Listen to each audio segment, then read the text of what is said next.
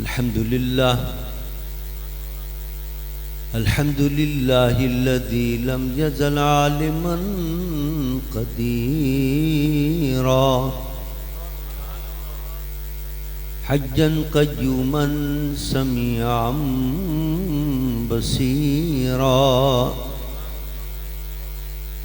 والصلاة والسلام على رسوله أرسله بالحق بشيرا ونذيرا وعلى آله وأصحابه كثيرا كثيرا أما بعد فأعوذ بالله من الشيطان الرجيم بسم الله الرحمن الرحيم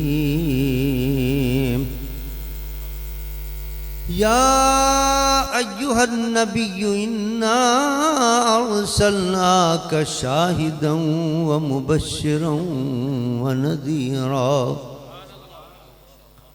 وداعيا إلى الله بإذنه وسراجا منيرا صدق الله وصدق رسوله النبي الأمين الكريم ونحن على ذلك لمن الشاهدين والشاكرين والحمد لله رب العالمين إن الله وملائكته يصلون على النبي يا أيها الذين آمنوا صلوا عليه وسلموا تسليما بلند واحد درشی پڑھ لیجیے الصلاة والسلام علیک یا رسول اللہ الصلاة والسلام علیک یا حبیب اللہ الصلاة والسلام علیک یا رحمة للعالمین وعلى آلک واصحابک یا شفیع المذنبین۔ حمد و صلاۃ کے بعد مقتدر مشائخ اعظام واجب الاحترام علماء کرام اور حاضرین محفل،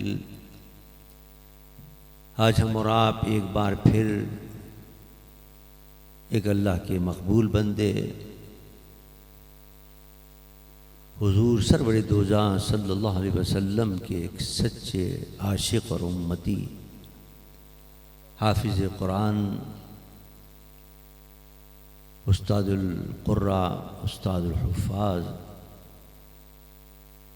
حضرت علامہ حافظ قاری محمد اکرم صاحب مجددی رحمۃ اللہ تعالی علیہ کے عرس مبارک کی تقریب میں موجود ہیں۔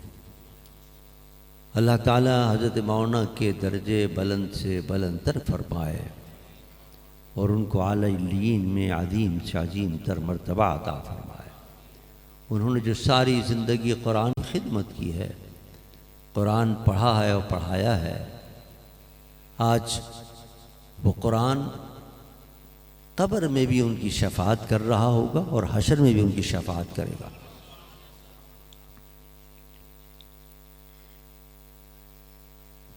قرآن پاک سے جو ان کو شغف تھا اور جو محبت تھی، جو لگن تھی، جو لگاؤ تھا، اس کا مظاہرہ آپ نے دیکھا، ان کے جنازے میں بھی دیکھا کیسے اللہ کی رحمتیں نازل ہو رہی تھیں، یہ قرآن کا اثر تھا۔ اور پھر اسٹیٹ سیکرٹری صاحب بھی صحیح کہہ رہے تھے کہ ان کا رابطہ اپنے مرشد خانے سے بھی بڑا مضبوط و مستحکم تھا۔ آج لوگ ایک پیر بدلتے ہیں، دوسرا بدل دیتے ہیں، دوسرے کے بعد تیسرا بدل دیتے ہیں، لیکن جب ایک کامل مرشد ہو تو پھر بدلنے کی ضرورت نہیں ہے۔ کامل مرشد اللہ نے ان کو عطا کیا اور ان کے دامن سے وہ آخری دم تک وابستہ رہے، اپنی ارادت اور عقیدت اپنے مرشد خانے سے مضبوط رکھی۔ یہی وجہ ہے کہ مرشد خانے کی بھی ان پر خاص نگاہ کرم رہی۔ اب آج ہی دیکھ لیجئے آپ کہ آج ان کا عرس ہے اور سارے راستے بند تھے، کوئی امکان نہیں تھا میرے یہاں پہنچنے کا. جس راستے پہ جاتے تھے وہی راستہ بند، جس راستے پہ جاتے تھے وہ راستہ بند. اب دیکھیے اللہ تعالیٰ نے کیسی راہ نکالی. ایک صاحب جاننے والوں نے کہا صاحب ایک خفیہ راستہ ہے کہ وہاں کشتی کے اندر گاڑی رکھ دیتے اور وہ کشتی ایک کنارے سے دوسرے کنارے پہنچا دیتی ہے اور بارڈر کے اوپر سے ہوتے ہوئے آپ آرام سے یہاں پہنچ جائیں گے. اب ہمارے تو آج تک ذہن بھی نہیں تھا کہ ایسی بھی کوئی کشتی ہے جس کے اندر گاڑی بھی رکھ دی جائے، آدمی بھی ہوں، اسکوٹر بھی ہو. واقعی وہاں پہنچے تو بڑی کشتی تھی جناب. اس کے اندر جناب اپنی گاڑی بھی رکھ دی، بہت سے اسکوٹر والے تھے انہوں نے اپنی اسکوٹریں بھی رکھ دیں اور اس جناب کشتی نے دوسرے کنارے پہ پہنچا دیا اور وہاں سے ہم خیریت و عافیت سے اس کی محفل میں حاضر ہو گئے الحمدللہ. تو یہ آستانے سے ان کا تعلق، جو ان کی محبت تھی آستانے سے، اس نے محبت نے کھینچ لیا ہمیں، ورنہ آج یہاں ناممکن تھا. اللہ تعالیٰ ان کی درجات بلند کرے. دیکھیے قرآن پاک کی میں نے ایک آیت تلاوت کی. اللہ فرماتا ہے یا ایھا النبی انا ارسلناک شاہدا ومبشرا ونذیرا. اے نبی ہم نے آپ کو گواہ بنا کر بھیجا، جو آپ کی اطاعت کریں ان کے لیے خوشخبریاں سنانے والا بنا کر بھیجا. جنت کی خوشخبریاں سنائیں ان کو، اور جو اطاعت نہ کریں ان کو اللہ کے غضب سے ڈرائیں، جہنم کی آگ سے ڈرائیں ان کو. وَدَاعِيًا إِلَى اللَّهِ بِإِذْنِهِ وَسِرَاجًا مُنِيرًا. اور اللہ کی اذن سے اللہ کی طرف بلانے والا بنا کر بھیجا اور چمکانے والا سراج بنا کر بھیجا. یہ میری تقریر کا موضوع ہے، سراج. حضور کو اللہ فرما رہا ہے ہم نے اپنے محبوب کو سراج بنا کر بھیجا. اب سراج کے کئی معنی، عربی تو بڑی وسیع زبان ہے، کئی معنی اس کے. ان معنوں میں سے ایک معنی چراغ کے بھی، ایک معنی چراغ کے بھی. تو اب اس کے معنی کیا ہوئے؟ اس کے معنی یہ ہوئے اے محبوب ہم نے آپ کو روشن کرنے والا چراغ بنا کر بھیجا. روشن کرنے والا چراغ بنا کر بھیجا. صرف خالی چراغ نہیں، روشن کرنے والا چراغ. کیوں کہا چراغ؟ اور یہ آگے کیوں قید لگائی منیرہ کی کہ روشن کرنے والا؟ کیونکہ یہ چراغ کی خصوصیت ہے کہ ایک چراغ ہو اس سے آپ دوسرا چراغ جلا لیجئے، پھر اسے تیسرا جلائیے، پھر اسے چوتھا جلائیے. 1000 چراغ بھی آپ اس ایک چراغ سے جلاتے چلے جائیے لیکن اس چراغ کے اندر کوئی روشنی کی کمی نہیں ہوگی. چراغ جلتے رہیں گے، چراغ جلتے رہیں گے. 1000 ہوں 2000 جتنے چاہیں آپ اس چراغ سے لاکھوں چراغ جلا سکتے بلا تسبیح و بلا تمثیل.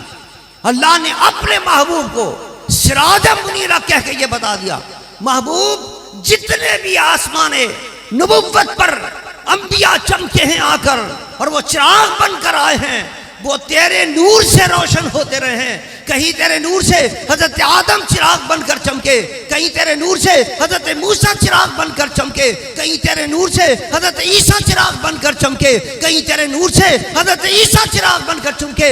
1,24,000 انبیاء آتے رہے چراغ بن کر ساری کائنات میں روشنی کرتے رہے. نعرہ تکبیر، نعرہ رسالت، نعرہ حیدری، عظمت و شان مصطفیٰ.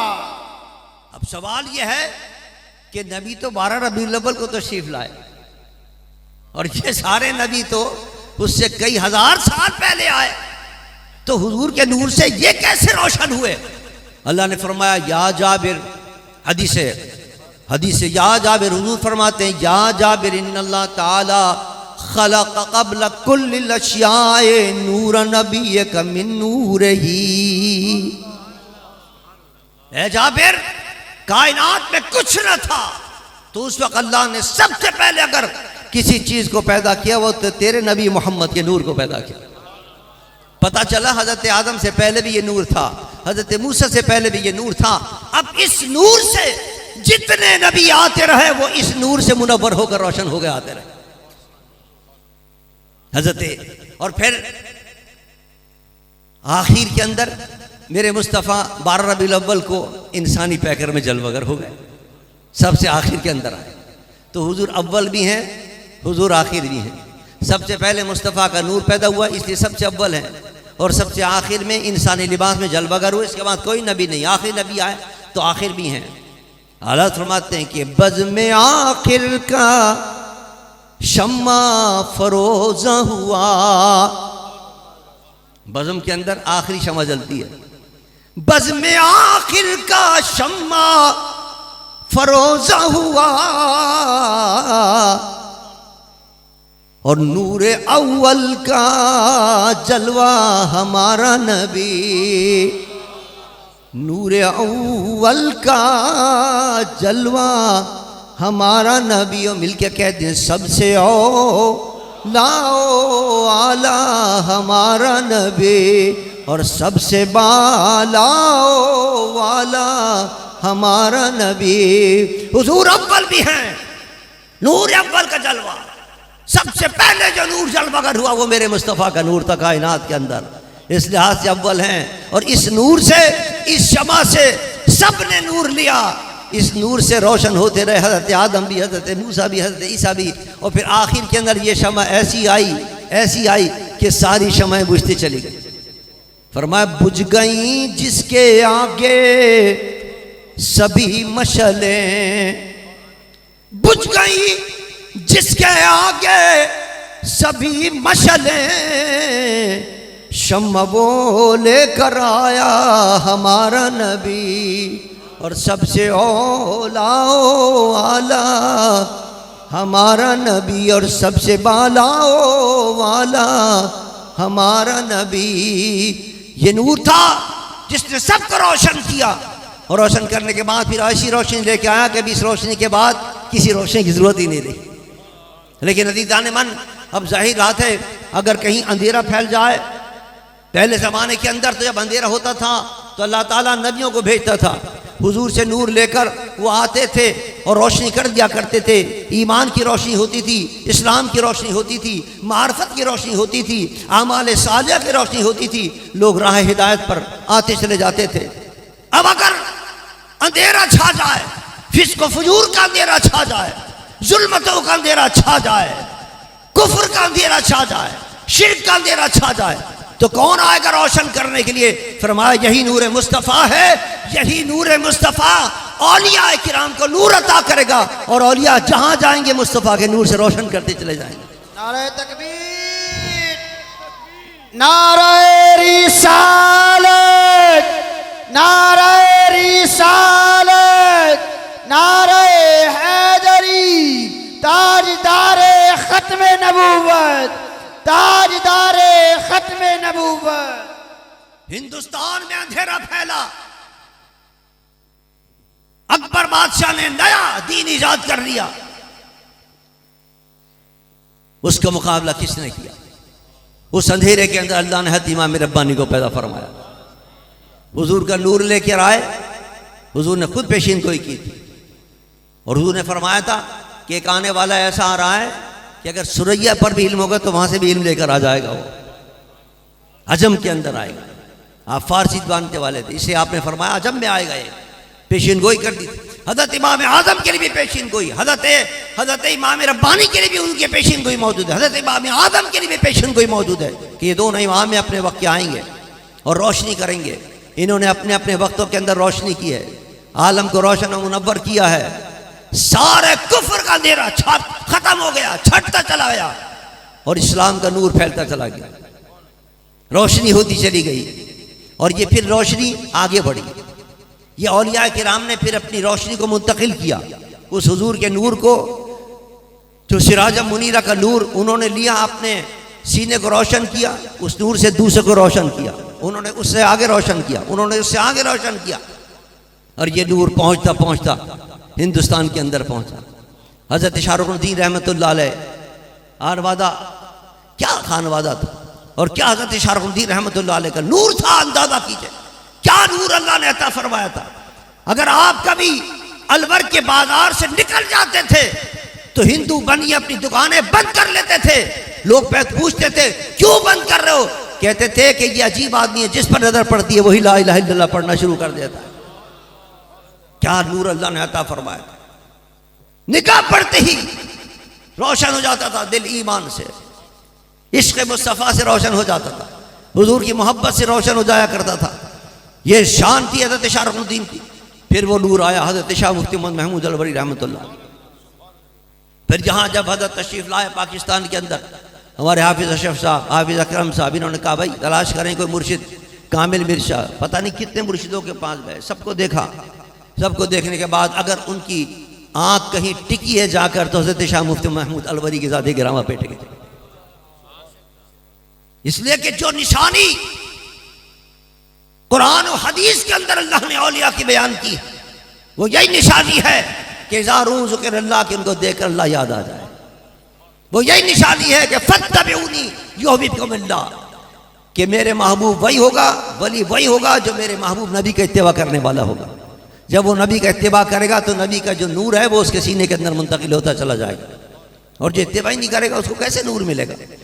انہوں نے کہا کہ میں نے دیکھا اپنی زندگی کے اندر حضرت شاہ مفتی محمود الوری رحمۃ اللہ علیہ کو کہ ان کی زندگی کے اندر کوئی کام خلاف شرع تو بہت دور کی بات ہے، خلاف سنت بھی نہیں ہوا کرتا، سنت کے مطابق کام کرتے تھے۔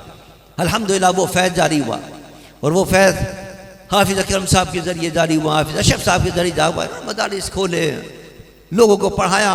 جہاں میں جاتا ہوں وہاں لوگ کہتے ہیں صاحب ہم تو ان کے شاگرد ہیں، ہم تو ان کے شاگرد ہیں۔ کون سا ایسا علاقہ ہے جہاں ان کے شاگرد نہیں ہیں؟ بیٹے پوتے پڑھ پوتے کہاں تک ان کا فیض جاری ہے، اور کتنے کتنے لوگ ہیں جن کو انہوں نے قرآن پاک پڑھایا ہے، اور جو جہاں جہاں قرآن پڑھ رہے ہیں، محرابوں میں پڑھ رہے ہیں، ممبروں کے اندر پڑھ کے تقریر کر رہے ہیں، اپنے گھروں کے اندر پڑھ رہے ہیں، سارا ثواب ان کو قبر کے اندر مل رہا ہوگا۔ الحمدللہ وہ آستان آباد ہے، الحمدللہ وہ مدرسہ آباد ہے، الحمدللہ وہ مشن ان کا جاری ہے الحمدللہ، اور مشن جاری رہے گا انشاءاللہ، قیامت تک جاری رہے گا۔ یہ آستانہ ایسا آستانہ ہے، حضرت شاہ مفتی محمد محمود الوری اور حضرت شاہ رخ الدین رحمۃ اللہ تعالیٰ علیہ کا، یہاں آپ کو علم ظاہر بھی ملے گا، علم باطن بھی ملے گا، ہر طرح کی رہبری اور رہنمائی الحمدللہ ہو رہی ہے۔ اگر دنیا کے اندر کوئی مسئلہ آ جائے، ختم نبوت کا مسئلہ آ جائے، تو الحمدللہ اسی آستانے سے الحمدللہ رہبری ہوتی ہے۔ ابھی آپ دیکھیں چیف جسٹس صاحب نے ایک فیصلہ کر دیا، قادیانی کے حق میں فیصلہ ہو گیا، پورے پاکستان کے ادھم بچ گیا۔ یعنی بھائی یہ قادیانیوں کو آپ نے اجازت دے دی ہے، تبلیغ کرنے کی اجازت دے دی ہے، ان کی تبلیغ کیا ہوتی ہے؟ ظاہر ہے یہ تو اسلام کے خلاف بات کرتے ہیں، یہ تو قرآن کی تحریف کرتے ہیں، یہ تو قرآن کی توہین کرتے ہیں۔ معاذ اللہ یہ تو کہتے ہیں محمد رسول اللہ سے مراد معاذ اللہ ہمارا مرزا غلام قادیانی ہے۔ وَمُبَشِّرًا بِرَسُولٍ یَأْتِی مِن بَعْدِهِ اسْمُهُ احمد، حضرت عیسیٰ نے کہا کہ میں بشارت دیتا ہوں کہ احمد آنے والا ہے، وہ کہتے ہیں عیسیٰ احمد سے تو مرزا غلام احمد مراد معاذ اللہ۔ تو ہم نے کہا چیف جسٹس صاحب آپ اس کی اجازت دے رہے ہیں؟ یہ تو آپ کے آئین کے اندر بھی منع ہے کہ آپ قرآن کی توہین نہیں کر سکتے، اور قرآن کے اندر تو تحریف نہیں کر سکتے۔ قرآن اور حدیث تو اپنی جگہ پر ہے، وہاں ہے، آئین کی تو آپ بات مانیے، اپنے جس منصب پر آپ بیٹھے ہیں، آئین کی حفاظت کے لیے آپ بیٹھے ہوئے ہیں، ماننے کے لیے تیار نہیں تھے۔ کئی دفعہ ہم گئے، ماننے کے لیے تیار نہیں تھے، لیکن جب عاشقان مصطفیٰ نکل کر آئے، گلیوں کوچوں کے اندر جناب بڑی بڑے جلسے ہوئے، جلوس ہوئے، مظاہرے ہوئے، ماننا پڑا۔ 5-7 علماء کو منتخب کیا انہوں نے پاکستان سے، جن کو بلایا کہ آپ آئیں اور ہمیں بتائیں کہ ہمارے اس فیصلے میں کیا غلطی ہے۔ اللہ کا لاکھ لاکھ شکر ہے کہ اس میں اللہ تبارک و تعالیٰ نے یہ ہم سے بھی کام لیا، اور ہمیں بھی انہوں نے بلایا کہ آپ آئیں اور آپ بتائیں کہ ہماری اس فیصلے میں کیا غلطی ہے۔ ہم گئے، ہم نے چیف جسٹس صاحب کو بتایا کہ آپ اس فیصلے کے اندر صرف یہ 42واں آپ کا پیراگراف ہی غلط نہیں ہے، بلکہ یہ بھی غلط ہے، یہ بھی غلط ہے۔ میں نے ان کو چند تجاویز دی، میں نے کہا آپ دیکھیے کتنا پورے ملک میں آگ لگا دیا آپ، اور ہم تو گولڈن جوبلی منا رہے ہیں، خوشیاں منا رہے ہیں، آپ کو چاہیے تھا ہماری گولڈن جوبلی میں آپ شریک ہوتے۔ کہنے لگے یہ گولڈن جوبلی کا چیز کس چیز کی آپ منا رہے ہیں؟ اب پتہ نہیں تجاہل عارفانہ تھا یا واقعی وہ نہیں جانتے تھے حقیقت کے اندر۔ میں نے کہا آپ کو علم نہیں ہے کہ سن 74 کے اندر میرے قائد علامہ شاہ احمد درانی رحمۃ اللہ علیہ نے اسمبلی کے اندر 7 ستمبر کو قادیانیوں کو جو قرارداد پیش کی تھی اس پر تمام اسمبلی کے ارکان کو متفق کر کر ان کو غیر مسلم اقلیت قرار دلوا دیا تھا. وہ 7 ستمبر سن 74 اور اب ہے سن 24. پورے 50 سال ہو گئے. اس 50 سال کے ہم گولڈن جوبلی خوشی منا رہے ہیں. صرف پاکستان میں نہیں، دنیا میں جہاں جہاں مسلمان ہیں اسی خوشی منا رہے ہیں. ہم چاہتے ہیں آپ بھی کوئی فیصلہ کریں، ہماری خوشی میں شریک ہو جائیں، نہ کہ آپ نے ایسا فیصلہ کر دیا کہ سب غمزدہ ہو گئے، سب پریشان ہیں، پوری دنیا باہر کھڑی ہوئی ہے. ایک ملک اس وقت متحمل نہیں ہو سکتا جس طرح کہ آپ نے فیصلے کیے ہیں. انہوں نے کہا ہم نے بلایا آپ کو اس لیے آپ بتائیں ہمیں کہ ہم کیا کر سکتے ہیں اور اس آگ کو کیسے ہم فروغ کر سکتے ہیں. خیر میں نے ان کو تجاویز دی، ایک اور تجویز دی تھی، کچھ اور تجاویز دی. اللہ کا شکر ہے کہ انہوں نے، جو دیگر علماء موجود تھے، مولانا فضل الرحمان صاحب وہاں موجود تھے، تقی عثمانی صاحب ترکی سے وہاں خطاب کر رہے تھے، اس کے علاوہ بیر شریف سے آئے ہوئے تھے مولانا شیر احمد صاحب، وہ بھی تشریف فرما تھے. ہمارے صاحبزادہ حامد رضا صاحب بھی تشریف فرما تھے، فیصل آباد والے. تو تمام لوگوں نے الحمدللہ جو ہم نے باتیں کی، اللہ کا شکر ہے، لاکھ لاکھ کرم ہے. ہماری بات انہوں نے تسلیم کی، ہماری بات انہوں نے مانی اور کہا جتنے میرے فیصلے کے اندر جتنے میرے پیراگراف ایسے ہیں جن پر علماء نے اعتراض کیا، سارے پیراگراف نکالنے کا میں اعلان کرتا ہوں. الحمدللہ.